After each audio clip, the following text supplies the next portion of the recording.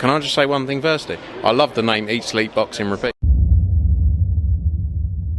Welcome back to ESBR Boxing's YouTube channel. Delighted as always to be joined by Dylan Moran ahead of his big rematch against Tyrone McKenna next month at Windsor Park in Belfast on the undercard of Lewis Crock versus Paddy Donovan. Dylan, good to speak to you as always. Was having a little look through the ESBR archives earlier today, and I think we, as a channel, first interviewed you about 8 years ago. So it's been been a we've interviewed you since then, but we go back a long way. Thank you for your time as always. How are you? Hey, no problem at all, Elliot. Delighted to jump on. Yeah, I've been doing interviews with you guys now for a long time. Seems like a lifetime. All good, my friend. Happy and healthy, thank God. No, fantastic. It's been a little while since you were in the ring in December. How have things been since then? I know it's boxers have longer periods of inactivity than 8, 9 months, but what have you been up to since December? Yeah, the Tyrone McKenna fight finished last December. Yeah. Obviously you're licking your wounds for a couple of months. I was chasing the rematch as it was the only fight I wanted, and it just goes dead in the water for a while. That's the business of boxing, and it doesn't look like it's going to happen. And then recently, out of the blue, I get a phone call asking to want the rematch, and I was all over it, and here we are. No, brilliant. And in terms of notice, you're happy with that? Obviously, we're recording this about 6 weeks or so before the fight, but you're happy kind of with the amount of notice you've been given for this one?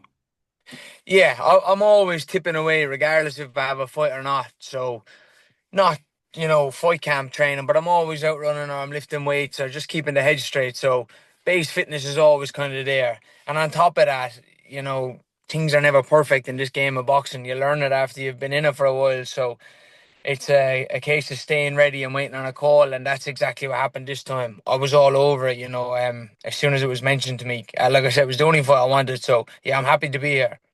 Fantastic. When on your Instagram page earlier, you were saying something about having a private conversation with Tyrone to kind of get this fight sorted. Can you give us any insight into that without sounding too nosy?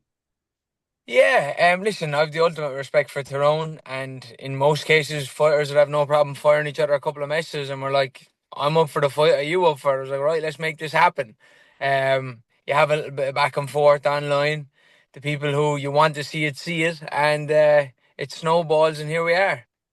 Brilliant. And in turn, I know there was a bit of a back and forth when it was announced on your profile as well. I don't know if it was kind of banter or what it was, but can you just like explain to me like, do you and Tyrone get on? Like, are you kind of gonna have a? Did you have a pint after your last fight? You're gonna have a pint after this, and what's it like between the two of you? No, Elliot, we did not get to have a point after the last one. I think, it's clear to see once the bell goes, there's no friends in there between me and Tyrone. I think September 13th is going to be the very same, if not worse. But I hope to sit and have a point with him after this one. Yeah, yeah, no, yeah. I'm sure. I'm sure you will if the opportunity's there. On the fight itself, Dylan, is it going to be a similar sort of fight to the first one in the sense that it's not going to last too long? Someone's going to get stopped early on, or do you think something different can happen this time? Look, I always go in there with the best intentions, Elliot, but I suppose you can never predict these things. The last time I planned on going in there at the box, it ended up being just a 2 round shootout. It was a bit crazy what went on when I watched it back. But everyone enjoyed it. It's the reason coming off that kind of a fight that we've got this fight. The buzz back here is crazy because of what the first one was. I will be trying to stick to my boxing a lot more this time round, but who knows what's going to happen. Great. Well, look, from obviously from a fan's perspective, it was hugely entertaining the first time. So I'm sure people are I'm sure yeah, I'm sure people are kind of hoping for something similar, but we will see. How important is it that you win this fight, Dylan? Um, I know you've had a couple of setbacks in your career and you've come back from those setbacks, but this fight, it's another big fight. How important is it that you win this one? Yeah, so this one was like this. The last one with Tyrone, that was the biggest night of my life. I spent my whole, every boxing day, my whole career essentially trying to make that happen, and it didn't come easy. To bring pro box to my home city and everything was a dream come true. Tyrone was the best opponent I could have asked for, but I lost. So yeah, it had a big impact on me mentally, and I'm like, I need to go and fix this. I don't regret it to the point of what kind of fight it was. The people absolutely loved it, and this is the entertainment business. But at the end of the day, life moves on, and I was beaten that night, and I would have given anything for a chance to rectify it. And now I have it. So I know what it's like to have to live with the loss the last few months. I've got a chance to put that behind me, and I plan on making the most of it. Yeah, no, brilliant. Yeah, not long to not long to go until final. What's it like? Kind of knowing you're going to be fighting in Belfast, Dylan. Because I know your career is quite interesting in the sense that you fought in England, fought kind of in the Americas, fought abroad. But obviously your last fight was where you're from. The fight before that was in Belfast. This fight's a massive card in Belfast. Obviously, you don't need me to say that. Has it been quite happy fighting in kind of your home area the last couple of fights? Do you know what, Elliot? This one suits me way better. The last one was at home, and my focus was everywhere except where it should have been. I was trying to play the promoter's role. I was worried about everyone else except myself. Who got what tickets? Are we going to get a bar for the show? And all this stuff, all these distractions that it's only now I'm aware of that they were happening. This time, it suits me down to the ground. There's absolutely no pressure on me. I am the underdog in the bookies. It's out of town. I just have a point to prove. I get to rock up there, my hood up, head down, do what I have to do, and go home. Mm, mm.